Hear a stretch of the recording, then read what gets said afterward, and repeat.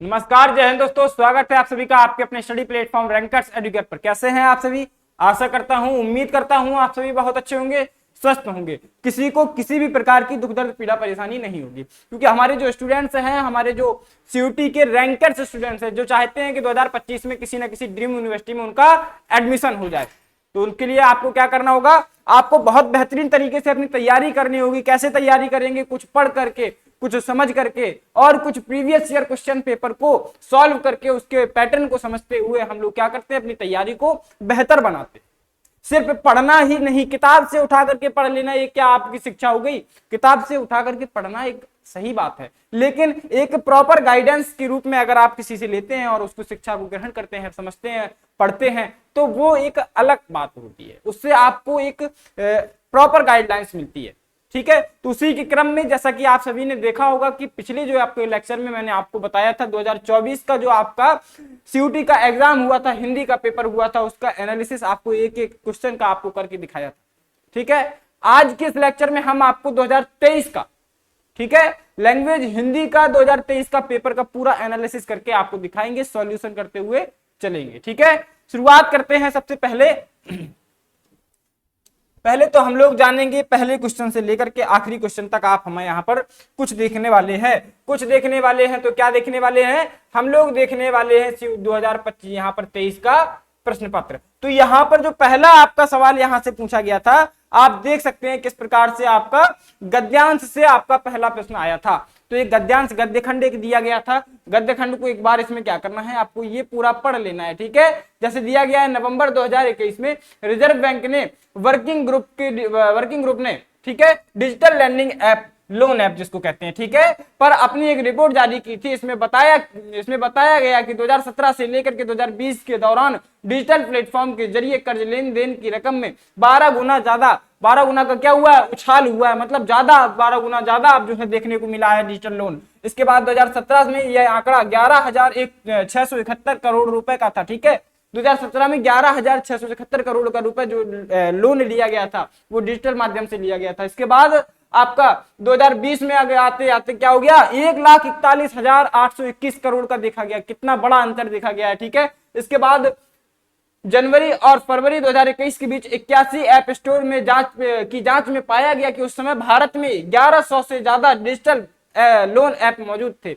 इसमें से आरबीआई ने अपनी जांच की करीब 600 ऐप को गैर कानूनी माना है। 600 ऐप को गैर कानूनी माना। ये कानूनी जो है सिद्ध नहीं थे और सही नहीं थे, और तब इसके बाद भी क्या करते थे? लोन प्रोवाइड करते थे। ठीक है, जिन्हें बाद में गूगल प्ले स्टोर से हटा ही दिया गया। ठीक है, रिजर्व बैंक की इसी रिपोर्ट के मुताबिक 2020 से लेकर के मार्च 2021 के बीच में देश भर में ऑनलाइन लोन ऐप की धोखाधड़ी को लेकर के 2,562 एफआईआर दर्ज हुई थी। इसके बाद हालांकि ऑनलाइन लोन ऐप के पीड़ितों की मदद में लगे गैर सरकारी संगठन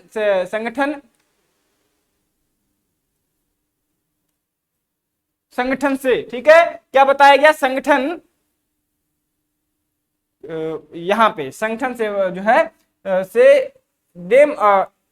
संगठन सेव देम इंडिया फाउंडेशन के मुताबिक पीड़ितों की संख्या इसमें से कई गुना बढ़ी है। ठीक है, और इस संगठन को क्या किया गया? 1 जनवरी 2022 से 15 अगस्त 2022 के बीच में इस तरह की 47,195 शिकायतें मिल चुकी थी। कितनी? 47,195। ठीक है, इसके बाद मोबाइल ऐप के छोटे छोटे लोन लेने के वाले लोग जो है अक्सर गरीब गुरबे होते हैं और वे अपने साथ ही धोखाधड़ी की रिपोर्ट लिखवाने से भी कतराते हैं। ठीक है, वो रिपोर्ट लिखवा भी नहीं सकते हैं, उनको डर लगता है। ठीक है, क्या करते हैं? वो डर लगता है उनको, जिससे पीड़ितों की वास्तविक संख्या का पता नहीं लग पाता। ठीक है, ये एक गद्य खंड दिया है, एक रिपोर्ट यहाँ पर दिया गया है जो कि आपका पूछा गया है। अब आपको यहाँ से जवाब देना होगा। ठीक है, कि गद्यांश के अनुसार आरबीआई ने कितने ऐपों को गैर कानूनी बताया?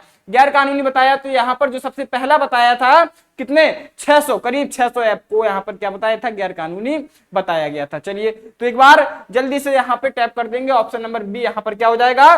करेक्ट ऑप्शन हो जाएगा। करेक्ट ऑप्शन क्या हो जाएगा? ऑप्शन नंबर बी यहाँ पर जो है वो करेक्ट ऑप्शन हो जाएगा। Question number 2, digital lending app loan app 2021 में किस संख्या ने रिपोर्ट जारी की थी? किसने किया था 2021 में भैया? रिजर्व बैंक के बुकिंग ग्रुप वर्किंग ग्रुप ने किया था, या save dream of India foundation ने, या फिर भारतीय नियामक बोर्ड ने, और राष्ट्रीय अपराध ब्यूरो। तो भैया आप एलिमिनेशन मेथड में आपको बता रहा था कि भैया आपको कैसे करना है। इन दोनों बिंदुओं की तो पूरे गद्य खंड में कहीं चर्चा की ही नहीं गई है, तो ये दोनों तो अपने आप ही गलत हो जाएंगे। आपको चयन करना है पहले और दूसरे में से, पहले और दूसरे में से। तो बात सबसे पहले किसकी की गई थी? 2021 में जब बात यहां पर पूछा गया है, तो 2021 में एक बार देखिए जरा किसने किया था। 2021 में आप यहां पर देखेंगे किसने किया था। 2021 में रिजर्व बैंक के वर्किंग ग्रुप ने। किसने किया था? वर्किंग ग्रुप ने। ठीक है, तो यहां पर हम लोगों ने क्या देखा कि भैया करेक्ट आंसर क्या हो जाएगा? ये हो जाएगा ऑप्शन नंबर 20 का भी करेक्ट आंसर हो जाएगा। ठीक है, क्या हो जाएगा? ऑप्शन नंबर 20 का भी करेक्ट आंसर हो जाएगा। ठीक है, अब गद्यांश के अनुसार लोन ऐप से लोन लेने वाले लोग होते हैं, कैसे होते हैं? आपको बताया, अमीर होते हैं, गरीब होते हैं, या फिर मध्यवर्गीय या निम्न मध्यवर्गीय, कैसे होते हैं? तो बताया गया था कि गरीब गुरबे होते हैं जो अपनी FIR कराने में भी कतराते हैं। ठीक है, तो आप जब इतना याद है तो ऑप्शन नंबर सी को करेक्ट करते हुए हम लोग अगले खंड पर चल जाएंगे। ठीक है, ये हो गए हमारे 3 प्रश्न। ठीक है, ये हमारे 3 प्रश्न हल हो गए हैं। अब हम लोग अगले चरण पर चलने वाले हैं। अगला चरण क्या आ रहा है? हमारे 2 प्रश्न अभी और बचे हुए हैं। क्वेश्चन नंबर 4 में देखेंगे क्या पूछा गया है। 2017 से लेकर 2022 के दौरान डिजिटल प्लेटफॉर्म के जरिए कर्ज के लिए कितना लेनदेन में कितना ज्यादा उछाल देखने को मिला था? कितना यहाँ पर उछाल देखने को मिला था? तो आप एक बार यहां पर देखेंगे। ठीक है, कहां आपको जहां दिखा गया था कि कितना आपको उछाल देखने को मिला है, 12 गुना ज्यादा उछाल देखने को मिला है। ठीक है, जितने भी प्रश्न यहां से पूछे जाएंगे वो सारे के सारे इसमें मेंशन होंगे। इससे अतिरिक्त कोई प्रश्न आपसे नहीं पूछा जाता। तो इससे बेहतर, इससे सरल सवाल हमें नहीं लगता है कि आपसे कुछ पूछा गया है। अगला भी आपसे वही पूछा गया, तो 5 और 5 10 प्रश्न आपसे सीधे इसी आधार पर पूछ लिए गए। अगर आप इसमें भी कुछ गलतियां करते हैं तो बहुत शर्म की बात है। आप बताइए, क्या इसमें किसी प्रकार की आपको कठिनाई होनी चाहिए? नहीं होनी चाहिए, क्योंकि आपको एक प्रकार से नकल करनी है। नकल करना अगर आपको नहीं आता है तो इससे बेकार बात कुछ नहीं हो सकती। ठीक है, कोई बात नहीं है, प्रैक्टिस करिए, बहुत प्रैक्टिस करिए। ठीक है, मन से प्रैक्टिस करिए। यहां पर क्वेश्चन नंबर 4 का क्या आंसर हो जाएगा? ऑप्शन नंबर सी इसका करेक्ट आंसर हो जाएगा। 12 गुना ज्यादा उछाल देखने को मिला है। 5वां क्या होगा? प्रस्तुत गद्यांश का उपयुक्त शीर्षक चुनेंगे। क्या होगा? प्रस्तुत गद्यांश का उपयुक्त यहाँ पर शीर्षक क्या होगा? ऑनलाइन फ्रॉड हो जाएगा। आपको यहाँ पर भारतीय reserve bank of digital lending app हो जाएगा, या फिर मोबाइल लोन ऐप और धोखाधड़ी हो जाएगा। इसके बाद भारतीय रिजर्व बैंक और डिजिटल प्लेटफॉर्म। तो इसके लिए जो सबसे सुटेबल बैठता है, किसकी बात की जा रही है? सबसे ज्यादा अगर चारों ऑप्शन में हमें सुटेबल लग रहा है तो मोबाइल लोन ऐप और धोखाधड़ी। यही बता गया है। वही आपने जो देखा था, आपने जो यहां पर देखा है कि क्या हो जाएगा, यहां मोबाइल लोन ऐप के बारे में ही चर्चा की जा रही थी। तो ये हो जाएगा ऑप्शन नंबर सी इसका करेक्ट आंसर। ठीक है, ऑप्शन नंबर सी इसका करेक्ट आंसर हो जाएगा। समझ गए बात को? किस प्रकार से होगा ये आपको अपने मन से सही चयन करना होगा। ठीक है, आपको समझ में आ जाता है किस में बात की गई। पूरे गद्य खंड में क्या बात की गई? लोन की धोखाधड़ी के बारे में, किसके माध्यम से जो 600 से ज्यादा ऐप यहाँ पर बंद किए गए हैं प्ले स्टोर से, जिनको हटाया गया है। तो क्या हो जाएगा? मोबाइल लोन ऐप और धोखाधड़ी, इनका मूल से यहाँ पर शीर्षक हो जाएगा। ठीक है, अब हम लोग क्वेश्चन नंबर 6 से लेकर के क्वेश्चन नंबर 10 तक देखेंगे। तो वहां भी एक गद्य खंड दिया गया। लीजिए, 2 गद्य खंड आपको यहाँ पर दिए गए हैं। अब इसको जरा पढ़िए। इसको यहाँ पर इसमें क्या लिखा गया है? प्रायः सुनने में आता है कि कविता का उद्देश्य मनोरंजन है, पर जैसा कि हम पहले कह आए हैं कि कविता का अंतिम लक्ष्य जगत के मार्मिक पक्षों का प्रत्यक्षीकरण करके उसके साथ मनुष्य हृदय का सामंजस्य स्थापन करना है। क्या है? मनुष्य हृदय का सामंजस्य स्थापन करना है। इतने गंभीर उद्देश्य के स्थान पर केवल मनोरंजन का हल्का उद्देश्य सामने रखकर जो कविता का पाठन या पठन किया जाता है, पठन या विचार करते हैं, वे रास्ते ही में क्या हो जाते हैं? रास्ते ही में रह जाते हैं। रह जाने वाले जो पथिक हैं, पथिक के समान है भैया। उनकी पूरी जो मंजिल है वो नहीं पहुंच पाते हैं, वो रास्ते में ही रहते हैं, क्योंकि हम उसको उस स्तर से देखते नहीं है। हमने एक कार्यखंड को किस प्रकार से देखना चालू कर दिया? एक मनोरंजन के रूप में लेना चालू कर दिया, जबकि ऐसा बिल्कुल नहीं है। ठीक है, अब हम लोग अगर बात यहां पर करेंगे किसके बारे में, हम लोग अगर आगे वाली लाइन के बारे में बात करेंगे। लिखा गया है, कविता पढ़ते समय मनोरंजन अवश्य होता है, पर इसके उपरांत कुछ और भी होता है। क्या होता है? कुछ और और वही और सब कुछ है। ठीक है भैया, यहां पर इसके उपरांत कुछ और भी होता है और वही और सब कुछ है। मतलब जो मुख्य है वो और है, जो अलग से स्पेशल जोड़ा गया है, ठीक है, अतिरिक्त है। और मनोरंजन वह शक्ति है जिससे कविता का अपना प्रभाव जमाने में क्या होता है, जमाने के लिए क्या होती है, मनुष्य की चित्रवृत्ति पे स्थिर जो है को स्थिर किए रहती है। ठीक है, एक मनोरंजन के माध्यम से उसका इंटरेस्ट बना रहता है, अगर किया उसका जो है एक भाव रहता है उसको पढ़ने का। ठीक है, अपनी लगन के साथ वो उसको पढ़ लेता है। ठीक है, अब हम लोग बात करेंगे किसके लिए भैया, इधर उधर जाने नहीं देती। ठीक है, इसके बाद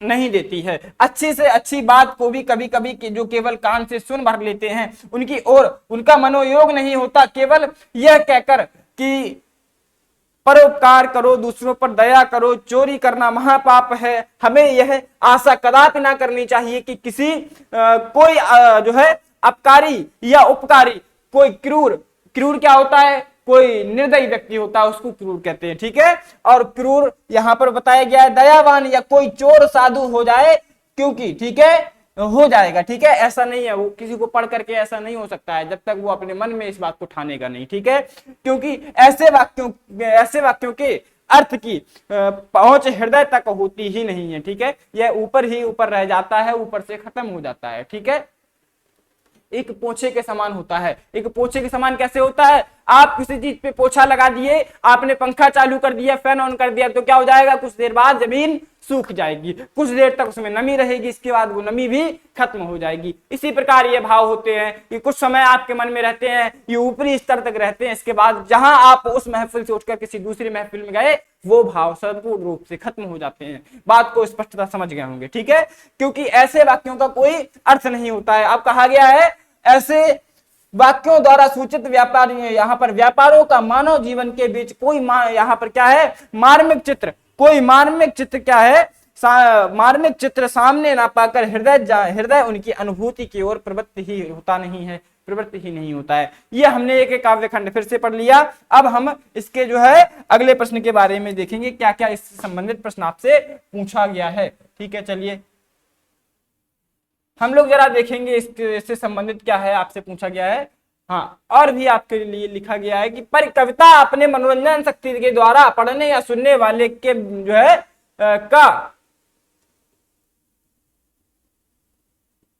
विश्वास जो है वो जमाए रहती है। ठीक है, जीवन पट पर उक्त कर्मों की सुंदरता और विरूपता उनके जो है अंकित करके हृदय के मर्म स्थलों का स्पर्श करती है। ठीक है, एक जो कविता पढ़ते हैं जो दुखित व्यक्ति होते हैं उनको थोड़ा सा आनंद प्रदान करती है, कहने का मतलब ये है। ठीक है, मनुष्य के कुछ कर्मों में जिस प्रकार दिव्य सौंदर्य और क्या होता है, माधुर्य होता है, उसी प्रकार कुछ कर्मों में यहाँ पर भीषण कुरूपता होती है, यहाँ पर भद्दापन होता है। ठीक है, इसी सौंदर्य व कुरूपता का प्रभाव मनुष्य के हृदय पर पड़ता है और सौंदर्य व कुरूपता का सम्यक प्रत्यक्षीकरण कविता ही कर सकती है। क्या करती है यहाँ पर, प्रत्यक्षीकरण। या अपने आप के अपने गुणों को, अपने भावों को यहाँ पर क्या कर सकते हैं, सामने सामने देख सकते हैं कि आपके साथ भी ऐसा हो रहा होगा। ठीक है, हम लोग इसके प्रश्नों का जवाब देंगे। ठीक है, छठा प्रश्न क्या है, छठा प्रश्न है कविता पढ़कर मनुष्य को क्या मिलता है। कविता पढ़कर यहाँ पर मिलता है जगत के मार्मिक पक्षों का प्रत्यक्षीकरण मिलता है, या फिर मनोरंजन मिलता है, हृदय का सामंजस्य स्थापन मिलता है, चित्तवृत्तियों की स्थिरता। यहाँ पर उपरोक्त शब्द क्या मिलता है, जरा देखिए कि भैया आपको मिलता क्या है, आपको एक विकल्प का चयन करना है, मनोरंजन, यहाँ पर जगत के मार्मिक पक्षों का प्रत्यक्षीकरण। आपने पीछे क्या पढ़ा, आपने पीछे यहाँ पर क्या पढ़ा कि मनुष्य को यहाँ पर क्या मिलता है,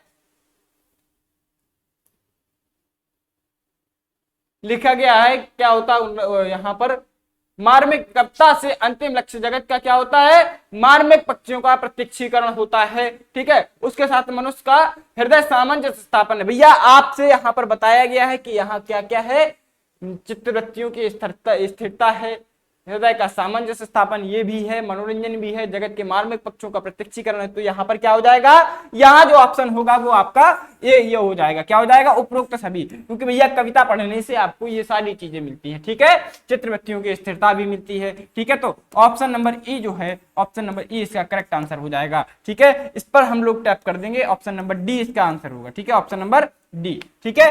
अब उपरोक्त गद्यांश का उचित शीर्षक क्या होगा, ठीक है, मनोरंजन और प्रत्यक्षीकरण, कविता का उद्देश्य और सौंदर्य। क्या होगा भैया, इसका क्या हुआ, कविता पर पूरा खंड लिखा गया है, तो क्या हो जाएगा, कविता का उद्देश्य। ऑप्शन नंबर सी यहाँ पर भी करेक्ट आंसर हो जाएगा। हम लोग अगले भाग पर चलेंगे। चौथा यहाँ पर 8वां नंबर प्रश्न पूछा गया है, सौंदर्य या कुरूपता का सम्यक प्रत्यक्षीकरण जो है किससे होता है, आप बताइए। लिखा भी यहाँ पर लिखा गया था,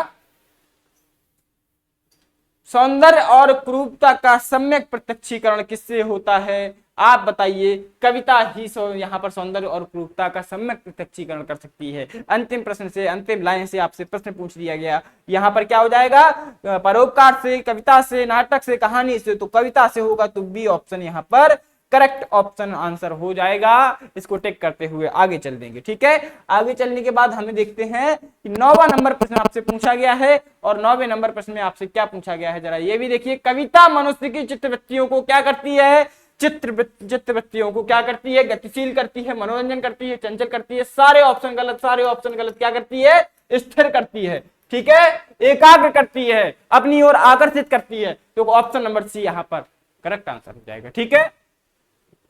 हम लोग अगर समझते हुए किसी चीज को एकाग्र होकर, अगर हम आपसे बार बार कहते हैं कि जब भी आप परीक्षा देने जाएं, कोई भी परीक्षा हो, तो आप दुनिया की बाहर की सारी चीजों को हटा करके आप सिर्फ एक जगह ध्यान अगर केंद्रित करेंगे, किस तरफ, सिर्फ आप अपनी परीक्षा की तरफ, ठीक है। और किसी भी प्रकार का अगर दिमाग में वजन नहीं देंगे, तो मुझे लगता है कि बाकी अगर दृष्टि से देखा जाए, तो पहले दृष्टि से आपका जो आप निश्चित होकर अपनी परीक्षा एकाग्र होकर देंगे, वो आपका ज्यादा बेहतर जाएगा, ठीक है। तो मेरे इस कहे को आप जो है सजेशन के रूप में अगर भाई समझ के जो है लेंगे, तो आपको समझ में आएगा कि आपको क्या फर्क पड़ा है इससे, ठीक है। अब हम लोग प्रश्न नंबर 10 पे बात करेंगे कि गद्यांश के अनुसार कविता का मुख्य उद्देश्य क्या है। यहाँ पर मुख्य उद्देश्य पूछा गया है, तो क्या मनोरंजन है, नहीं है, या और इसके बाद क्या है, यहाँ पर परोपकार करना है, नहीं है, दूसरों पर दया करना ये भी नहीं है। उसने साफ साफ कहा है जगत के मार्मिक पक्षों का प्रत्यक्षीकरण, तो ऑप्शन नंबर सी तो यहाँ पर सीधा सीधा ही सही हो जाएगा, ठीक है। 10 प्रश्न हमने बिना देखे, बिना कुछ समझे, बिना कुछ याद किए, इसके लिए हमें किसी की जरूरत पड़ी नहीं पड़ी, सिर्फ आपने दिमाग की जरूरत पड़ी, ठीक है। अब इसका भी आवश्यक यहाँ पर क्या है, अगला खंड भी देखिए। यहाँ पर अगला खंड भी आपसे 10 से लेकर के 15 प्रश्नों तक क्या पूछा गया है, वही आपसे पद्य खंड अब पूछा जाएगा। अभी तक गद्य खंड पूछा जा रहा था, अब आपसे पद्य खंड पूछा गया है। तो जरा देखेंगे आप क्या बताया गया है। लिखा हुआ है, जाती हुई धूप संध्या की सेक रही है माँ, अपना यहाँ पर अप्रासंगिक होना देख रही है माँ, ठीक है। इसके बाद भरा हुआ घर है नाती पोतों से, बच्चों से, आने वाला क्या है, अनबोला बहुओं को, बहुओं का। अच्छा भैया यहाँ पे थोड़ा सा क्या हुआ है, थोड़ा सा प्रिंटिंग में आई है कि अनबोला बहुओं का बोले बंद खिड़कियों से, इधर उधर उड़ती सी नजरें फेंक रही है माँ, ठीक है, इधर उधर उड़ती सी नजरें फेंक रही है माँ। इसके अलावा भी कुछ आपसे पूछा गया होगा और भी लिखा गया होगा। लिखा है यहाँ पर फूली सरसों नहीं रही अब खेतों के मन में, ठीक है, खेतों में मन के, और पिता नहीं है अब नस नस, क्या कंगन सीखन के, ठीक है, क्या कंगन सीखन के, और रास्ता थकी हुई है यादों का छेक रही है माँ। क्या है, रास्ता थकी हुई है यादों का छेक रही है माँ। भैया लिखा हुआ है क्या है, कविता का उचित शीर्षक क्या होगा, किस पे लिखा गया है, क्या भरा हुआ घर होगा, धूप होगा, याद होगा, नहीं होगा यार। यहाँ पर जो अंतिम लिखेंगे किस पे, माँ के ऊपर लिखा गया है। एक प्रकार से किसके ऊपर लिखा गया है, जरा देखिए, गौर करिए, एक बार गौर करिए, किसके ऊपर लिखा गया है, देख रही है माँ, यहाँ पर फेंक रही है माँ। भैया ये किसके ऊपर लिखा गया है, ये माँ के ऊपर लिखा गया है, ठीक है। चलिए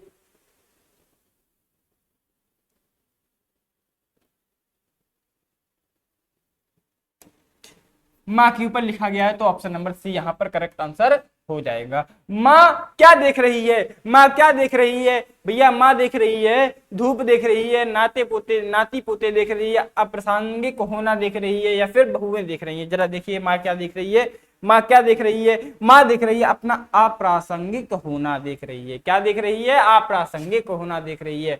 भैया अप्रासंगिक, यहाँ पर प्रासंगिक का मतलब क्या होता है, यहाँ पर जो मतलब होता है वो होता है वृद्धावस्था की तरफ बढ़ना, मतलब बुढ़ापे की ओर अग्रसर होना, बुढ़ापे की ओर अग्रसर होना। हम लोग ऑप्शन नंबर सी को लगातार सही करते चले आ रहे हैं। ठीक है, अप्रासंगिक होना, option number C correct answer हो जाएगा।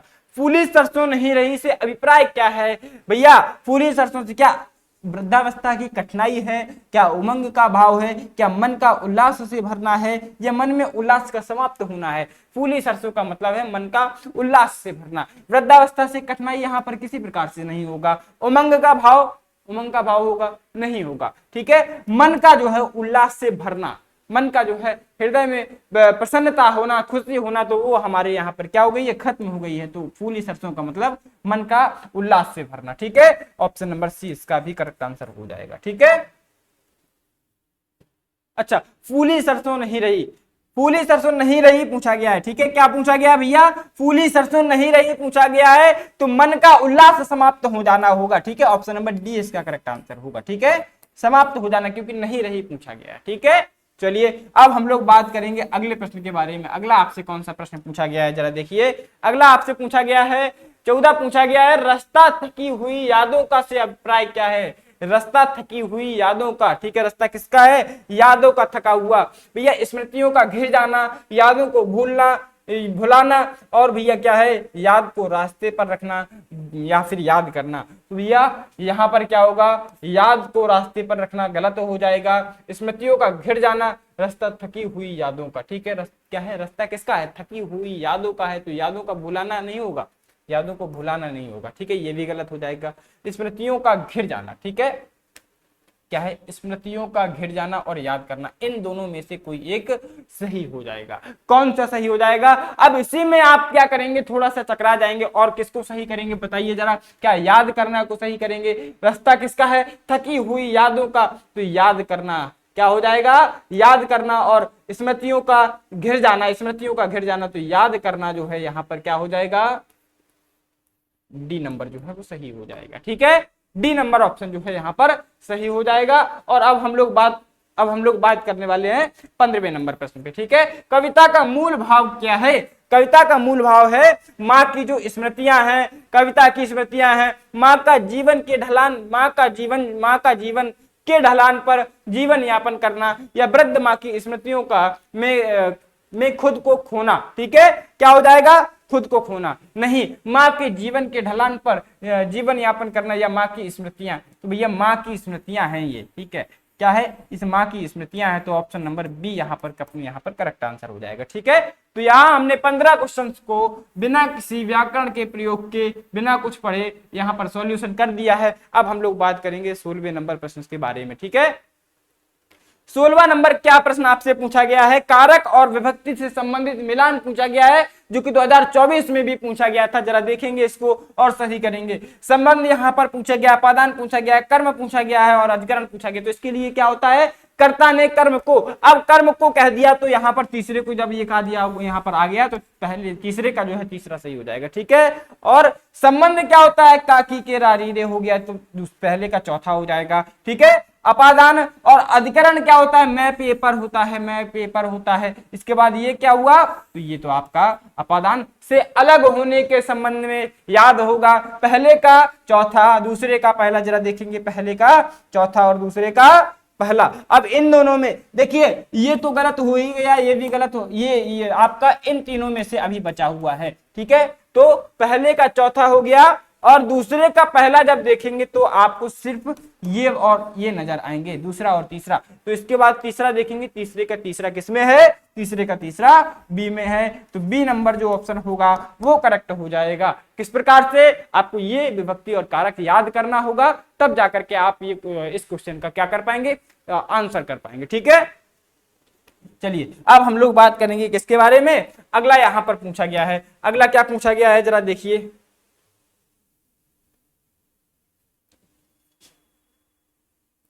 पूछा गया है 17वां प्रश्न क्या है, देखिए 17वां प्रश्न पूछा गया है, ईश्वर में आस्था ना रखने वाला व्यक्ति जो होता है उसको क्या कहा जाता है? बताइए जरा, ईश्वर में जो आस्था नहीं रखता है क्या उसको आस्तिक कहते हैं? गलत बात है। अजर कहते हैं? गलत बात है। भक्त कहते हैं? नहीं। ईश्वर में जो आस्था नहीं रखेगा उसको भक्त कहेंगे? नहीं कहेंगे, उसको कहेंगे नास्तिक। Option number C correct answer हो जाएगा। 1 मिनट का भी देरी नहीं करनी, 1 सेकंड का भी समय नहीं देना और टिक लगाते हुए अगले प्रश्न पर। 18वां नंबर प्रश्न क्या है, निम्नलिखित में से कौन से रचनाकार किसके समकालीन है? प्रेमचंद के समकालीन है। तो यहां पर आपको किसका इतिहास पढ़ना होगा? इसका भैया आपको व्याकरण का इतिहास पढ़ना होगा, थोड़ा सा क्या है लेखकों के बारे में पढ़ना होगा, ठीक है। तो जब आप ये पढ़ते हैं तब आपको पता चलता है ये जो है वो किस खंड के हैं, किस काव्य खंड में, किस समय में ये जो है अपनी रचनाओं को करते थे, ठीक है। आधुनिक यहाँ पर क्या होगा, इस बात को देखिए, क्या यहाँ पर ये सही हो जाएगा? तो जयशंकर प्रसाद इसका करेक्ट आंसर मैं आपको बता दे रहा हूँ। बाकी आप इसको जरूर पढ़िएगा, आपसे प्रश्न पूछे जाते हैं इससे, लेखक से, रचनाओं से, है ना। का आपका 2024 में भी पूछा गया था। ऑप्शन नंबर ए जो है जयशंकर प्रसाद जो है वो मुंशी प्रेमचंद के समकालीन रचनाकारों में से माने जाते हैं। उसके बाद जो है ये तीनों लोग, ठीक है, यशपाल है, किशोरीलाल गोस्वामी है, फरीदानाथ रेणु है, ये तीनों लोग एक ही काल के हैं, ठीक है। लेकिन इनके बाद वाले काल के हैं मुंशी प्रेमचंद और जयशंकर प्रसाद के बाद वाले काल में, ठीक है। यहां पर करेक्ट ऑप्शन यहां पर ए हो जाएगा। इसके बाद 19 नंबर क्वेश्चन देखिए, अकर्मक क्रिया का उदाहरण कौन सा है? बताएंगे। अकर्मक क्रिया बहुत अच्छे से पढ़ाया है मैंने, ठीक है। अकर्मक क्रिया क्या है? राम ने खाना खाया, राम हंस रहा है, राम ने रावण को मारा, राम पत्थर तोड़ रहा है। क्या हो जाएगा? क्या हो जाएगा बताइए? यहां पर हो जाएगा राम ने खाना खाया, तो यहां पर खाना खाया, क्या खाया? खाना, तो कर्म आ गया, कर्म आ गया तो अकर्मक नहीं होगा, सकर्मक हो जाएगा। राम हंस रहा है, राम हंस रहा है, ये हंसना मैंने आपको उदाहरण में बताया था, हंसना, रोना, खाना, दौड़ना, चलना, तैरना, क्या हो जाएगा? ऐसे शब्द होते हैं जहां पर क्या लगाने से हम प्रश्न करते हैं और हमें उत्तर नहीं मिलता है। राम क्या कर रहा है? हंस रहा है, लेकिन हंस क्या रहा है? राम क्या हंस रहा है? राम दांत हंस रहा है, राम मुंह हंस रहा है, क्या हंस रहा है? राम, यह कर्म अनुपस्थित है। कर्म अनुपस्थित जहां पर हो जाए वहां अकर्मक क्रिया, और बी नंबर ऑप्शन को सही करते हुए आगे बढ़ जाएंगे, ठीक है। ऑप्शन नंबर 20 क्या होगा? ऑप्शन नंबर 20 आपसे, क्वेश्चन नंबर 20 आपसे पूछा गया है, कठपुतली होना मुहावरे का अर्थ क्या है?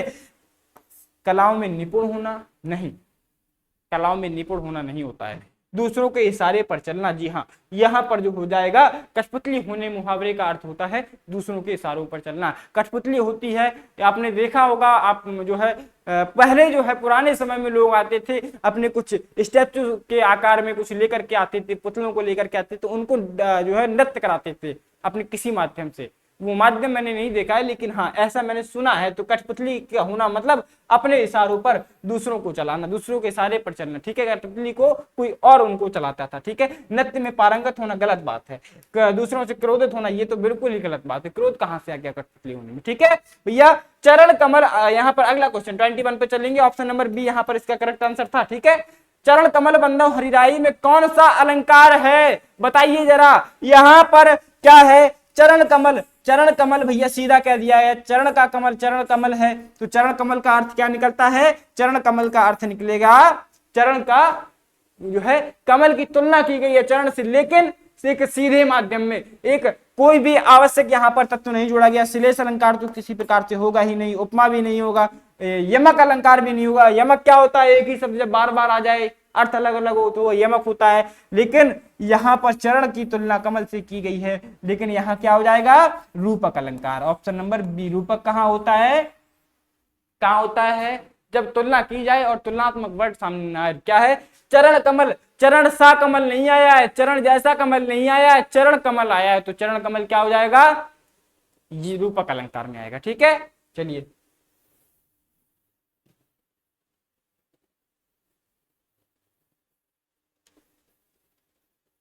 अब हम लोग बात करेंगे 22वें प्रश्न के बारे में। 22वां प्रश्न क्या है? 22वां प्रश्न है आपसे, मूल विशेषण किसे कहा जाता है? मूल विशेषण किसे कहा जाता है? मूल विशेषण भाई साहब कहा जाता है, आपने अगर पढ़ा है, अविकारी विशेषण को मूल विशेषण कहा जाता है। कैसे? अगर एक देखेंगे, राम बहुत अच्छा लड़का है, ठीक है, तो राम बहुत खाता है। राम कितना खाता है? बहुत खाता है, तो खाने की विशेषता बहुत से बताई जा रही है, तो बहुत क्या हो गया? बहुत एक हो गया विशेषण शब्द, और बहुत कैसा विशेषण है? अविकारी विशेषण, एक अव्यय है, ठीक है। अव्यय है तो विशेषण कैसे होते हैं, मूल जो विशेषण होते हैं वो अविकारी विशेषण होते हैं, ठीक है। मूल विशेषण किसे कहते हैं, अविकारी विशेषण कहते हैं। Option number B correct answer हो जाएगा। और हम लोग अब चलेंगे 23वें प्रश्न पर। पानी जो है वो कैसा शब्द है, स्त्रीलिंग है, नपुंसक लिंग, उभयलिंग है कि पुल्लिंग है, बताइए जरा।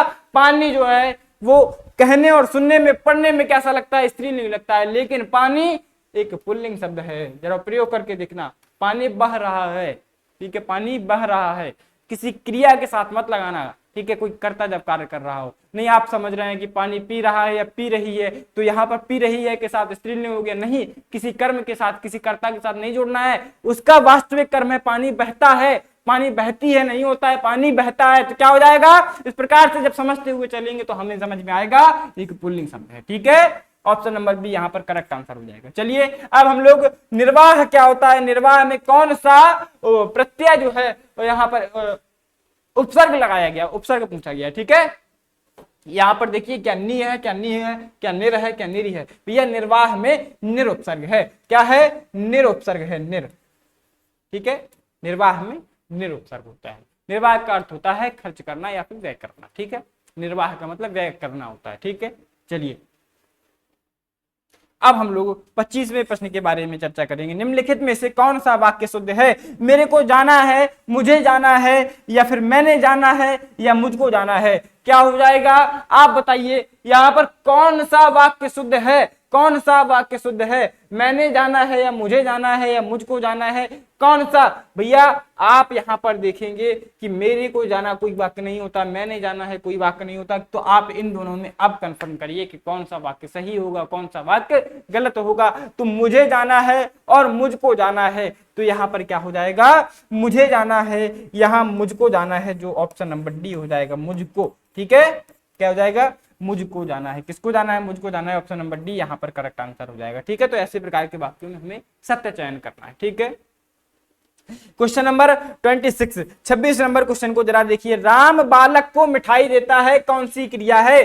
भैया राम बालक को क्या देता है, मिठाई देता है, दो दो कर्म आए हैं, बालक को मिठाई आ गया, तो क्या हो जाएगा, द्विकर्मक यहाँ पर देखिए, और सी नंबर लगाते हुए चले आगे बढ़िए। सकर्मक होगा, सकर्मक नहीं होगा, सकर्मक नहीं होगा, यहाँ पर अकर्मक भी नहीं होगा क्योंकि कर्म आ गया साथ में, सकर्मक और अकर्मक यहाँ पर ये तीनों गलत हो जाएंगे। दो दो कर्म उपस्थित है, एक बालक और एक मिठाई कर्म का कार्य कर रहा है, तो राम बालक को मिठाई देता है, तो क्या हो जाएगा, द्विकर्मक क्रिया हो जाता है, ठीक है। द्विकर्मक क्रिया क्या होता है अब आप समझिएगा, मैंने आपको बताया है, ठीक है।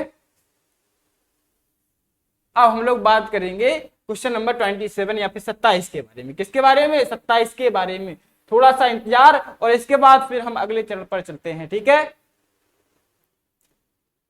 प्रश्न नंबर 27 को देखिए जरा, क्या पूछा गया है। श्रृंगार रस का स्थायी भाव क्या होता है, श्रृंगार रस का स्थायी भाव भाई साहब क्या होता है, बताइए जरा दोस्तों, क्या होता है, रति होता है। रति का अर्थ क्या होता है, प्रेम होता है, ठीक है। तो क्या हो जाएगा, option number D correct answer हो जाएगा, ठीक है। एक जब आप व्यवस्थित तरीके से पढ़ते हैं तो 1 मिनट का भी समय नहीं लगता है एक उत्तर का आंसर करने में, 1 सेकंड का भी समय नहीं लगता है। क्वेश्चन पढ़े, ऑप्शन देखिए और टिक कर दिए, बस इतना समय लगता है, परख झपकते आंसर आता है, ठीक है। और बात अगर करेंगे क्वेश्चन नंबर 28 के बारे में, तो निम्नलिखित में से कौन सा शब्द रात्रि का पर्यायवाची नहीं है, ठीक है, नहीं है, पूछा गया है। इस बात को, प्रश्न को बहुत सावधानी के साथ पढ़ा करिए, ठीक है। क्या हो जाएगा, रजनी हो जाएगा, निशा हो जाएगा, पंकज हो जाएगा, या विभावरी। तो भैया रजनी भी निशा का, रजनी भी रात्रि का पर्यायवाची है, निशा भी है, विभावरी भी रात्रि को कहते हैं, बस पंकज नहीं कहते हैं। पंकज किसको कहते हैं, पंकज कहते हैं जो कीचड़ में जन्म लेता है, पंकज होता है कमल का पर्यायवाची, ठीक है, कमल का पर्यायवाची, ठीक है। अब हम लोग, पंक मतलब होता है कीचड़, पंक मतलब क्या होता है, कीचड़, और अज मतलब होता है जन्म लिया हुआ। कीचड़ में जो जन्म लेता है वो क्या हो गया, कमल हो गया। कहाँ खिलता है, कीचड़ में खिलता है, ठीक है। 29वां क्या हो जाएगा, कर्म कारक का सही उदाहरण बताइए। अब आपसे पूछा गया है कर्म कारक का उदाहरण, ठीक है। कारक क्या है, मैंने राधिका को वीणा सिखाई। अब जिसको कर्म के बारे में पता है वो अगला ऑप्शन नहीं पढ़ेगा और ए ऑप्शन पर टैप करते हुए आगे चलेगा, क्योंकि कर्म का एक कारक चिन्ह होता है, क्या होता है, कर्ता ने और कर्म को। कर्म का कारक चिन्ह क्या होता है, को होता है, तो को यहाँ पर आ गया। और किसी में को दिख रहा है, राधिका वीणा बजाना चाहती है, या फिर राधिका पुस्तक पढ़ती है, या फिर राधिका खेलने जा रही है, कहीं को नहीं आया। को चिन्ह जब आएगा तब जाकर के कर्म होगा, और कर्म हो गया है तो हमारा option number A correct answer हो जाएगा, ठीक है।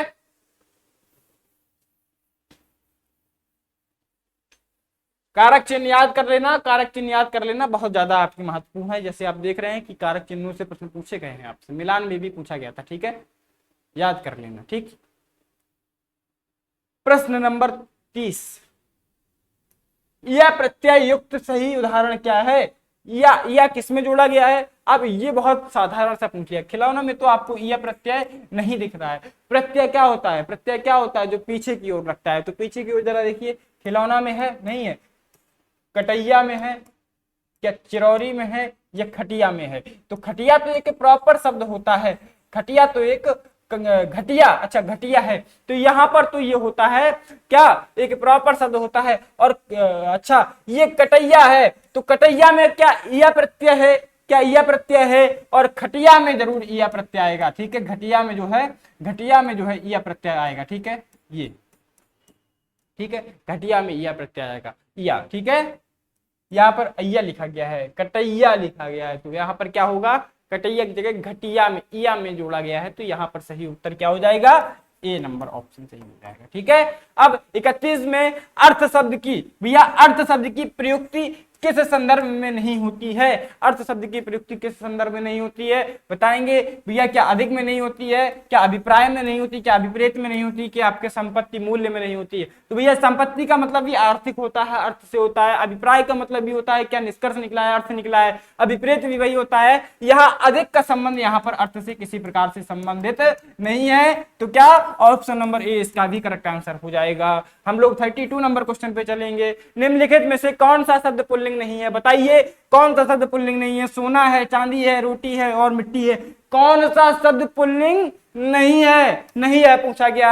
आपका चांदी है, रोटी है और मिट्टी है, तीनों स्त्रीलिंग शब्द हैं। आपके यहाँ पर जो पुल्लिंग शब्द नहीं है,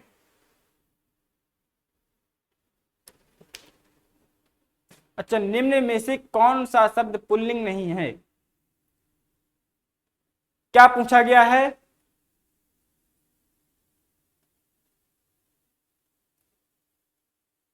कौन सा शब्द? यहाँ पर तो तीनों स्त्रीलिंग आ रहे हैं, तीनों स्त्रीलिंग आ रहे हैं। चांदी, चांदी भी आपका जो है स्त्रीलिंग होता है। आपका रोटी भी जो है आपकी यहाँ पर होती है, और मिट्टी भी आपका, सोना जो है यहाँ पर क्या हो जाएगा?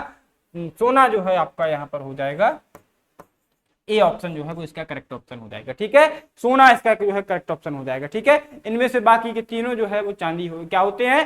बी, सी और डी। भैया इसमें गलत पूछा गया है। ठीक है, इसमें गलत पूछा गया है, ये जो है विकल्प गलत पूछे गए। इसमें आपको क्या है, आपसे इस प्रकार से, जैसे आप यहाँ पर मिलान के जो ऑप्शन देखते हैं उस प्रकार से प्रश्न पूछना था, यहाँ पर गलत हो गया है। कौन सा पुल्लिंग नहीं है? यहाँ पर तो तीनों आ गया, बी, सी और डी। ठीक है, इसमें गलत पूछा गया है। ठीक है, ऑप्शन नंबर ए कभी सही नहीं होगा। ठीक है, गलत हो जाएगा। यहाँ पर ये गलत पूछा गया है, गलत आपका क्वेश्चन रखा गया है, ऑप्शन गलत पूछे गए। बी, सी, डी तीनों तो स्त्रीलिंग आ रहे हैं, तीनों तो आ रहे हैं, क्या ऑप्शन लगाएंगे? ठीक है, ये गलत हो गया। ठीक, अब आपसे पूछा गया है 33वां प्रश्न, कनक कनकते सौगुनी मादकता अधिका उकाय बोराय जग और नर ये पाए बोय। भैया आपसे दोहे में अलंकार पूछा गया है। मुझे नहीं लगता कि यमक अलंकार का इससे सरल उदाहरण कोई होता होगा।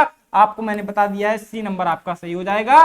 कनक कनकते, इस कनक का अर्थ क्या होता है? आपका स्वर्ण होता है अर्थात सोना होता है। स्वर्ण का अर्थ यहाँ पर होता है धन से संबंधित, संपत्ति से संबंधित। और इस कनक का अर्थ होता है धतूरा।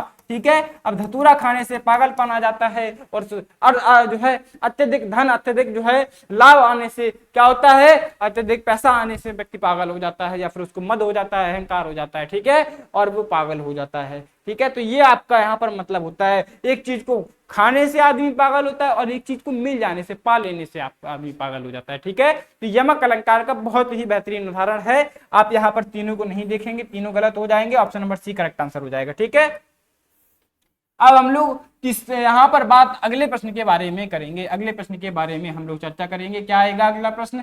जरा देखिए, 34वां प्रश्न आपसे पूछा गया है, सदैव में कौन सी संधि का प्रयोग हुआ है? बताइए सदैव में कौन सी संधि का प्रयोग हुआ है? क्या यण संधि है, क्या दीर्घ संधि है, क्या व्यंजन संधि है, या फिर वृद्धि संधि है? तो भैया वृद्धि संधि है। किस प्रकार से है, जब स्पष्टीकरण देखिए, स्पष्टीकरण देखिए। आपको एक ट्रिक बता देते हैं, जहां पर ऐसी मात्रा दिख जाए, ऐसी, ठीक है, ऐसी मात्राएं, ठीक है, तो वहां पर वृद्धि संधि आंख बंद करके लगा देना। ठीक, आंख बंद करके आप, चाहे अ मिल जाए चाहे ऐसे अय मिल जाए, तो ये क्या होता है? वृद्धि संधि में आते हैं, ये चिन्ह होते हैं वृद्धि संधि के। ठीक है, तो यहाँ पर correct option option number C हो जाएगा। ठीक है, अब हम लोग बात करेंगे 35वें प्रश्न के बारे में। तो सूची 1 का सूची 2 से मिलान करना है। क्या होता है कि शब्द का विलोम देखना है। अब विलोम शब्द देखिए किस प्रकार से पूछे गए हैं। शुष्क मतलब होता है सूखा या रूखा जिसको कहते हैं, शुष्क का आर्द्र हो जाएगा, आर्द्र का मतलब होता है नम या नमी। ठीक है, और शाश्वत हो गया, खंडन हो गया। शाश्वत का क्या होता है, शाश्वत का होता है क्षणिक, क्षणिक, क्षणिक, शाश्वत का मतलब क्षणिक होता है। ठीक है, विलोम होता है ये, विलोम आपको बता रहा हूं। खंडन का मंडन हो जाता है, ओजस्वी का निस्तेज हो जाता है, निस्तेज हो जाता है। ठीक है, जिसमें ओज नहीं होता है। ठीक है, तो भैया क्या हो जाएगा, दूसरे यहाँ पर पहले का तीसरा और दूसरे का चौथा। देखिए पहले का तीसरा और दूसरे का चौथा, देखिए जरा, पहले का तीसरा और चौथा, ये दोनों में दिख रहा है, ये दोनों में दिख रहा है, ये दोनों तो गलत हो गए, ये दोनों गलत हो गए। अब हम लोगों को इसमें से छांटना है। ठीक है, और तीसरे का पहला देखने को किसमें मिला, तीसरे का पहला किसमें है, तीसरे का पहला इस वाले में है। ठीक है, तीसरे का पहला सी में है, तो ऑप्शन नंबर सी इसका करेक्ट ऑप्शन हो जाएगा। ठीक है, अब हम इसके बाद अगले प्रश्न पर चर्चा करेंगे। ठीक है, ऑप्शन नंबर सी यहाँ पर 35 नंबर क्वेश्चन का सही आंसर है।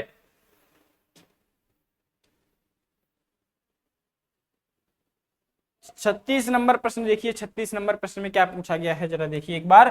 36 नंबर में आपसे पूछा गया निम्नलिखित में से कौन सा शब्द अव्यय नहीं है, कौन सा शब्द अव्यय नहीं है, बताइए जरा। अब जब तब यहाँ पर इन तीनों को देखेंगे, इन तीनों को देखेंगे, ये तीनों शब्द अव्यय हैं, अव्यय हैं। अव्यय का मतलब अविकारी शब्द हैं, जिसमें अव्यय का, अविकारी शब्द क्या होता है, अविकारी शब्द वे होते हैं जिसमें लिंग रूप वचन के अनुसार क्या होता है, लिंग वचन कारक के अनुसार परिवर्तन नहीं होता है। अब जब और कब, यहाँ पर देखिए अब हो गया, अब हो गया, जब हो गया, और यहाँ पर क्या हो जाएगा, तब हो गया। इन तीनों में लिंग वचन कारक के अनुसार परिवर्तन नहीं होता है, तो ये तीनों अव्यय हो गए। बचा एक डी नंबर, तो डी ऑप्शन करेक्ट हो जाएगा। यही तो अव्यय नहीं है, अव्यय नहीं है पूछा गया था, तो नूतन शब्द जो है वो अव्यय नहीं है, इसमें परिवर्तन हो सकता है। ठीक है, चलिए 37वां प्रश्न देखिए, कथन से पूछा गया है। दो वर्णों के मेल से होने वाले विकार को संधि कहते हैं, सत्य बात है। दो वर्णों के मेल से होने वाले विकार को संधि कहते हैं, एकदम सत्य बात है। शब्द रचना में संधियां उसी तरह सहायक हैं जैसे उपसर्ग, प्रत्यय और समास। ठीक है, तो एकदम सत्य बात है, एकदम सत्य बात है, एकदम सही बात है। ठीक है, तो दोनों वचन यहाँ पर सत्य हो जाएंगे और ऑप्शन नंबर 1 को सही करते हुए हम लोग आगे बढ़ जाएंगे। ठीक है, आगे बढ़ेंगे, आगे बढ़ेंगे तो हम लोग क्या देखेंगे, अपना अगला प्रश्न देखेंगे। अगला आपसे क्या पूछा गया है,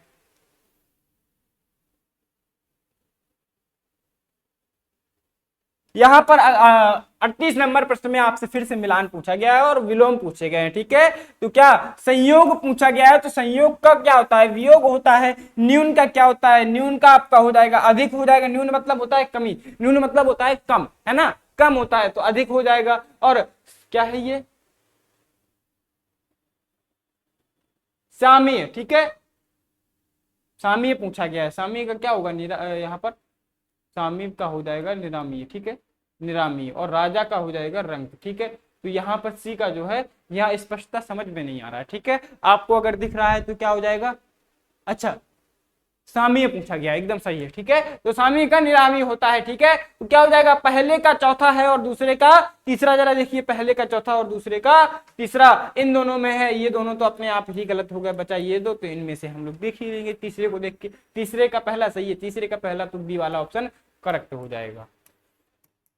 समझ में आया मैंने कैसे देखा, मैंने देखा कि यहाँ पर पहला दूसरा किस में मिल रहा है, तो पहला दूसरा दो में से मारा, तो मैंने इन दोनों को हटा दिया, इन दोनों को हटा दिया, इनसे हमें मतलब ही नहीं है। अब हम लोग इन दोनों में देखेंगे, तीसरे ऑप्शन को मिलाएंगे। तीसरा पहले से मिल रहा है तो यहाँ पर मिल रहा है, यहाँ तो दूसरा हो गया, पहला वाला गलत हो जाएगा, दूसरा सही हो जाएगा। ठीक है, इसके बाद 39वां नंबर प्रश्न से पूछा गया है, क्या 39वां नंबर प्रश्न पूछा गया है, द्विज का अनेकार्थी कौन सा शब्द नहीं है। द्विज मतलब आपसे 2024 में बिल्कुल एकदम सेम प्रश्न आपसे पूछा गया था, अगर आपको याद हो। ठीक है, द्विज का मतलब होता है दो बार जन्म लेने वाला। ठीक है, 2 बार जन्म लेने वाला। ठीक है, चलिए, द्विज का मतलब पक्षी हो गया, पक्षी आपका 2 बार जन्म लेता है, एक बार अंडे में आता है और एक बार अंडे से बाहर आता है। ठीक है, तो क्या हो जाएगा, द्विज आपका यहाँ पर पक्षी क्या द्विज माना जाता है, विदेह जो होता है, विदेह जरूर आपका द्विज नहीं माना जाता, तो यहाँ पर ऑप्शन नंबर बी इसका करेक्ट आंसर हो जाएगा। और ब्राह्मण, अच्छा ब्राह्मण किस प्रकार से, जब आप समझेंगे ब्राह्मण में थोड़ा सा डाउट हो जाएगा, ब्राह्मण किस प्रकार से द्विज नहीं होता है, तो ब्राह्मण इस प्रकार से द्विज होता है, द्विज होता है ब्राह्मण। कि भैया जब वो बचपन से लेकर के अभी तक मतलब युवा अवस्था तक आता है, इसके बाद जब उसका उपनयन संस्कार होता है, उपनयन का मतलब होता है जब उसका शिखा जो है मनन होता है और वो जो है किसी प्रकार का जो है सांस्कृतिक गतिविधियों में आता है, इसके बाद क्या करता है, उसका वो दूसरा जन्म माना जाता है, उसका फिर दूसरा जन्म और वो पूज्य के रूप में सामने आता है। ठीक है, तो भैया इस प्रकार से ब्राह्मण का भी दो जन्म मान लिया जाता है। कब? एक बार जब वो आपका बचपन से लेकर के युवावस्था तक जाता है, इसके बाद जब उसका उपनयन संस्कार हो जाता है। ठीक है, ये आपका देखेंगे तो आपका जब इसमें जनेऊ वगैरह, जो जनेऊ वगैरह धारण करते हैं वो लोग, है ना, एक बार शिखा को जो है बांधते हैं, शिखा मतलब होती है चोटी, तो भैया इस प्रकार के जब संस्कार हो जाते हैं तो उनका दूसरा जन्म एक बार मान लिया जाता है। ठीक है, चलिए, और दांत का तो मैंने आपको बताया है, तो जो आपका दूध का दांत होता है और फिर स्थायी दांत आपका जन्म लेता है जब दूध का दांत गिर जाता है, तो यहाँ पर क्या हो जाएगा, Videh, option number B correct answer हो जाएगा। ठीक है, अब हम लोग बात करेंगे किसके बारे में, 40 नंबर प्रश्न के बारे में हम लोग बात करने जा रहे हैं, चर्चा करने जा रहे हैं। जरा देखिएगा क्या हो जाएगा भैया। आपसे पूछा गया है मिलान। ठीक है, आपसे पूछा गया है मिलान, आपसे पूछा गया है मिलान, बताइए, आपसे पूछा गया है मिलान। प्रेमचंद की रचना बताइए। प्रेमचंद की आंख बंद करके गोदान में लगाइए, उपन्यास है। ठीक है, फणीश्वर रेणु का मैला आंचल है, एकदम सही बात है। यशपाल की दिव्या है और मन्नू भंडारी की महामूंज है। ठीक है, तो यहाँ पर देखिए पहले का तीसरा, दूसरा और दूसरे का पहला, पहले का दूसरा, दूसरे का पहला, पहले का दूसरा, दूसरे का पहला, इन दोनों में आ रहा है, ये दोनों गलत हो गए। ठीक है, एलिमिनेट कर दिए। दूसरा और चौथा में करना है, तीसरा वाला देखिए, तीसरे का चौथा, तीसरे का चौथा किसमें सही है, इसमें नहीं है। तीसरे का चौथा सही है क्या, तीसरे का चौथा इसमें सही नहीं है, तो ये डी वाला गलत हो जाएगा, बी वाला सही हो जाएगा। ठीक है, क्योंकि दूसरे चौथे का तीसरा और चौथे का तीसरा ये आ रहा है। ठीक है, इस प्रकार से हमें एलिमिनेशन मेथड से अपना सॉल्यूशन कर लेना है। चलिए, कोई बात नहीं, हम लोग बात अब करेंगे अगले प्रश्न के बारे में। अगला प्रश्न पूछा गया है, निम्नलिखित में से कौन सा शब्द तत्सम नहीं है, कौन सा शब्द तत्सम नहीं है। बहुत अच्छा सवाल आपसे पूछा गया। ठीक है, कितने सरल सरल तो आपसे सवाल पूछे गए हैं, नरम से। ठीक है, कौन सा शब्द तत्सम नहीं है बताइए। क्या सांप, विस्मय और हरिद्रा और धृष्ट, क्या है धृष्ट, क्या होता है भैया। आपसे यहाँ पर सांप को देखेंगे तो सबसे पहले तो तत्सम शब्द की परिभाषा जान लो। तत्सम शब्द क्या होता है, जो शब्द संस्कृत भाषा के हैं और जो के तो हिंदी भाषा में प्रयोग किए जाने लगे हैं वो होते हैं तत्सम शब्द। ठीक है, अब संस्कृत भाषा में है हरिद्रा, क्या होता है, हरिद्रा कहते हैं हल्दी को। ठीक है, हरिद्रा हल्दी को कहते हैं। ठीक है, विस्मय क्या होता है, विस्मय कहते हैं आश्चर्य को। ठीक है, आश्चर्य को। धृष्ट क्या होता है, धृष्ट का मतलब होता है धीरज। ठीक है, धीरज। सांप जो है वो हिंदी भाषा का शब्द है। सर्प होता है, अगर सर्प यहाँ पर लिखा होता तो वो भी आपका तत्सम शब्द मान लिया जाता। ठीक है, लेकिन तत्सम नहीं है, तो ऑप्शन नंबर ए जो है, ऑप्शन नंबर ए इसका करेक्ट आंसर हो जाएगा। ठीक है, अब हम लोग बात करेंगे 42 मतलब 42 नंबर प्रश्न के बारे में। 13 और 11 की मात्राओं के साथ 4 चरण के छंद को क्या कहा जाता है। तो आपको यहां पर याद रखना चाहिए, जब 13 और 11 की बात की जाए तो आपके दिमाग में सिर्फ दो चीजें आनी चाहिए, दोहा और सोठा। दोहा और सोठा क्या होता है, आपने जस्ट भी उल्टे होते हैं, विपरीत होते हैं। कैसे होते हैं, विपरीत होते हैं, ठीक विपरीत होते हैं। तो 13 और 11 का जब वर्णन किया जाए तो एक बार दोहे को लगाना। ठीक है, और 11 और 13 का वर्णन किया जाए तब सोठा होगा। ठीक है, तो क्या हो जाएगा, ऑप्शन नंबर सी दोहा सही हो जाएगा। ठीक है, दोहा सही हो जाएगा। अब हम लोग बात करेंगे किसके बारे में, अब हम लोग बात करेंगे जरा 43 नंबर क्वेश्चन के बारे में। व्यावसायिक पत्र में संबोधन की सही प्रयुक्ति का चयन करिए। क्या हम लोग आदरणीय लिखते हैं संबोधन के लिए, क्या हम लोग प्रिय लिखते हैं, क्या परम पूज्य लिखते हैं, तीनों गलत हो जाएगा। हम लोग महोदय और महोदया लिखते हैं जब किसी कार्यालय का पत्र लिखते हैं। महोदय विनम्र निवेदन है कि ऐसा ऐसा हो गया है। ठीक है, महोदय हम लोग लिखते हैं, तो यहाँ पर option number B correct answer हो जाएगा। ठीक है, अब हम लोग बात करेंगे अगले प्रश्न के बारे में। ठीक है, आप हमें बताते हुए चलेंगे अंत में आपसे यहाँ पर एक बात आपसे कहना चाहता हूं कि आप जब भी इसका यहाँ पर सॉल्यूशन देखेंगे तो हमारे साथ सॉल्व करते हुए चल रहे हैं, तो आपने आपने ये जरूर बताना है अंत में कमेंट बॉक्स में, ठीक है, कि आप कितने प्रश्नों का जवाब अपने मन से सही कर पाए हैं। ठीक है, ये आपसे मुझे आशा है, मैं इंतजार करूंगा आपके जवाब का। ठीक है, मैं इंतजार करूंगा आपके जवाब को, आपको यहाँ पर बताना जरूर है। ठीक है, अब आपसे पूछा गया है हाथ साफ करना मुहावरे का अर्थ क्या होता है? बताइए, हाथ साफ करना क्या होता है? शीघ्र भाग जाना बिल्कुल नहीं होता है। टाल मटोल करना ये क्या होता है? गलत बात है। संदेह करना भी नहीं होता है। कुछ चुरा लेना कहा जाता है ना, उसने मेरे यहाँ हाथ साफ कर लिया, हाथ साफ कर लिया मतलब चोरी करनी। ठीक है, तो यहाँ पर क्या हो जाएगा? डी नंबर ऑप्शन जो है वो करेक्ट आंसर हो जाएगा। ठीक है, इसी के साथ हम लोग अगले प्रश्न पर चलेंगे। ठीक है, 44 नंबर के बाद हम लोग बात करेंगे 45 नंबर पर। 45 नंबर देखिए, शोध करने वाला क्या कहलाता है? शोध करने वाला क्या कहलाता है? बताइए। विद्यार्थी होता है, गलत बात है, वो तो विद्या अध्ययन करने वाला होता है। छात्र भी नहीं होता है, रचनाकार भी नहीं होता है, शोधार्थी होता है। बी हम यहाँ पर करेक्ट आंसर हो जाएगा। ठीक है, और 46वें नंबर प्रश्न पर हम लोग इसी प्रकार से चल जाएंगे। ठीक है, क्या होगा? नीचे दिए गए कथन का जरा स्पष्ट रूप से यहाँ पर समझ में नहीं आ रहा है, देखेंगे।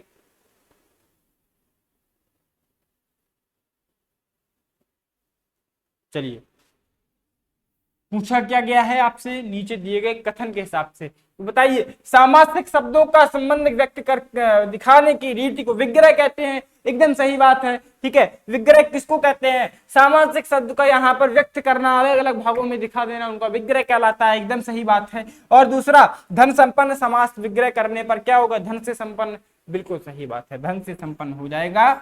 और यहाँ पर ये समास विग्रह बिल्कुल सही है। ठीक है, तो कथन 1 और 2 दोनों सही है, तो ऑप्शन नंबर ए इसका करेक्ट आंसर हो जाएगा।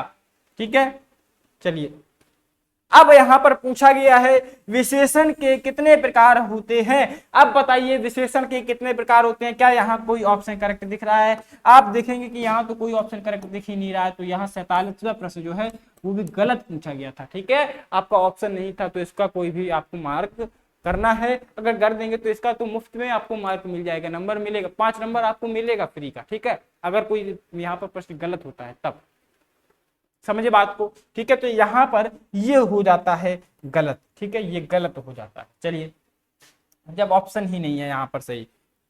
अब हम लोग बात करेंगे 48वें नंबर प्रश्न के बारे में। 48वें नंबर प्रश्न के बारे में हम लोग बात करेंगे। ठीक, मिलान पूछा गया है शब्द और पर्यायवाची का। चलिए बताएंगे। ठीक है, और यहाँ पर दया का क्या होता है? दया का मतलब होता है पर्यायवाची अनुग्रह करना, विनती करना, निवेदन करना। ठीक है, क्या होता है? अनुग्रह, अनुग्रहित करना। ठीक है, दया करना। इसके बाद दूध का क्या होता है? एक क्षीर कहते हैं। ठीक है, दूध को क्षीर कहते हैं। ठीक है, और धन का हो जाएगा, नर क्या? नर का तो मनुज हो जाएगा। धन क्या हो जाएगा? एक द्रव्य हो जाएगा। धन क्या होता है? पदार्थ होता है। ठीक है, क्या हो जाएगा? एक पदार्थ हो जाता है। ठीक है, पर्यायवाची बताना था। ठीक है, एक पर्यायवाची बताना। चलिए, अब हम लोग बात करेंगे कौन सा पहले का दूसरा और दूसरे का पहला सही है। पहले का दूसरा और दूसरे का पहला सही है, तो यहाँ ये दोनों तो गलत ही हो जाएंगे। ये वाला बचा और ये वाला बचा। ठीक है, अब तीसरे का देखिए, तीसरे का तीसरा किसमें है? तीसरे का तीसरा पहले वाले में, तो डी वाला भी गलत और ए ऑप्शन सही हो जाएगा। चलिए, इसी प्रकार से हमने 48 प्रश्नों का जवाब सही कर लिया है। अब हम लोग चलेंगे 49वें प्रश्न पर। 49वां प्रश्न हमारे सामने क्या आता है? 49वां प्रश्न आ रहा है कि निम्नलिखित में से कौन सा शब्द तद्भव है? चलिए ठीक है, कौन सा शब्द तद्भव है? बताइए जरा, तद्भव क्या होता है? जो शब्द संस्कृत भाषा के होते हैं परंतु उनमें परिवर्तन कर देने के बाद उनको हिंदी भाषा में प्रयोग किया जाता है। वो जो कि क्यों आपके हिंदी भाषा में प्रयोग नहीं होते हैं, लेकिन तत्सम शब्द क्या होते हैं? वो संस्कृत भाषा में भी वैसे ही प्रयोग होते हैं जैसे हिंदी भाषा में प्रयोग किए जाते हैं। ठीक है, तो तद्भव बताना है आपको, कौन सा शब्द यहाँ पर तद्भव है। तो यहाँ पर देखिए, प्रेमी जो है वो प्रेम एक संस्कृत शब्द आता है, प्रेम जो है संस्कृत शब्द आता है। ठीक है, ये गलत हो जाएगा। ससुर हो जाएगा। ठीक है, ससुर हो जाएगा, ये भी आपका संस्कृत शब्द आता है। ठीक है, गोधूम आपका संस्कृत शब्द आता है। हल्दी जो है उसको हरिद्रा कहा जाता है। ठीक है, हरिद्रा आपने अभी पहले पढ़ा, हरिद्रा कहा जाता है। और ये तो हल्दी लिखा हुआ है, हिंदी शब्द लिखा गया है। ठीक है, तो ये क्या हो जाएगा? ये ऑप्शन नंबर ए इसका करेक्ट ऑप्शन हो जाएगा। ठीक है, कि तद्भव पूछा गया था। ठीक है, तद्भव क्या हो जाएगा? ए। 50वां देखिए, यहाँ पर मिलान पूछा गया है समास के बारे में। ठीक है, तो आपसे जब पूछा जाए भैया जब समास पूछा जाए सूची नंबर 2 से मिलान करते हुए चलना, ठीक है। सूची नंबर 2 से यथा विधि क्या हो जाएगा, एक यथा यहाँ पर अव्यय शब्द लगाया गया है यथा, ठीक है। यथा विधि क्या हो जाएगा, विधि के आगे एक यथा लगाया गया है, तो जब अव्यय शब्द आगे लग जाए तो यह अव्ययी भाव समास हो जाता है। क्या हो जाता है, अव्ययी भाव समास हो जाता है। अब दाल भात क्या होता है, दाल भात जब होता है, दाल और भात के बारे में बात किया जाए तो और लग जाए तो द्वंद्व समास हो जाता है, और लग जाए तो द्वंद्व समास हो जाता है, ठीक।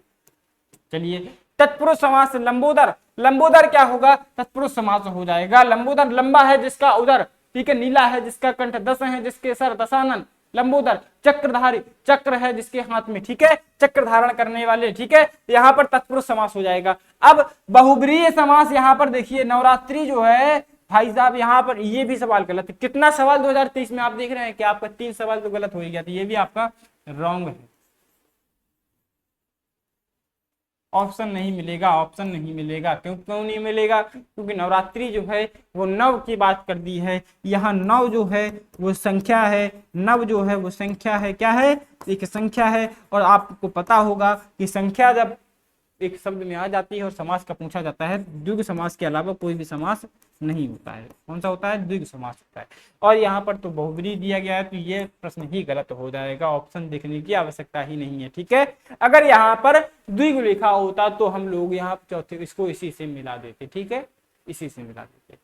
चलिए अब मुझे ऐसी उम्मीद है कि आपको सभी प्रश्नों के एकदम सही बिल्कुल जवाब मिल गए होंगे, और मुझे आशा यही है कि आप लोग हमें कमेंट बॉक्स में जरूर अपने एक एवरेज को बताएंगे कि आपने कुल कितने सवालों का सही हल किया है, कुल कितने सवालों का सही हल आपने किया है। तो आप जब ये बात हमें बता देंगे तो हमें अंदर से बहुत ज्यादा प्रसन्नता महसूस होगी, ठीक है। हम इंतजार करेंगे, आप स्वस्थ रहे, मस्त रहे, ऐसे ही पढ़ाई करते रहे। आपके सामने बहुत जल्द 2022 का हिंदी का पेपर हम आपके लिए लेकर के आएंगे, पूरा एनालिसिस करते हुए, ठीक है। इसी प्रकार से इंतजार करिए, चैनल को जरूर सब्सक्राइब करिए, बेल आइकन प्रेस करिए ताकि आने वाली क्लास का नोटिफिकेशन वीडियो का आप तक जल्द से जल्द पहुंचे, ठीक है।